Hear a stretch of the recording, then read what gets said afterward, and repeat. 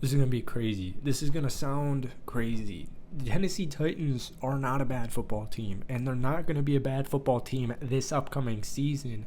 They got joked a lot about moves like Dan Moore, and I will say overpay. Dan Moore, left tackle, was an overpay. 4-year, $82 million contract. Keep in mind, all of that or most of that is front loaded, so if it doesn't pan out in a year or two, they'll cut bait. But anyways, Dan Moore gave up 12 sacks, the most sacks in the NFL last season. But here, I'm going to tell you the games he played when Russell Wilson came back. Because if you remember, Justin Fields went 4-2 for the Pittsburgh Steelers last season.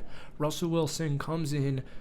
Russ loves to hold on to the football. He loves holding on to the football way too long. Dan Moore and the Steelers in general played Myles Garrett twice. The Baltimore Ravens 3 times. They finished second in sacks, by the way.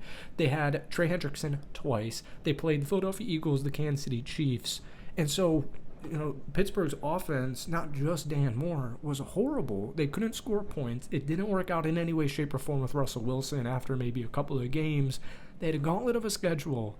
Now you got Cam Ward over in Tennessee. They still have Calvin Ridley. They made a bunch of moves on offense in the last few seasons, especially on the offensive line.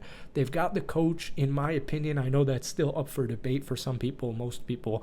But I really think the Tennessee Titans are going to be solid next season.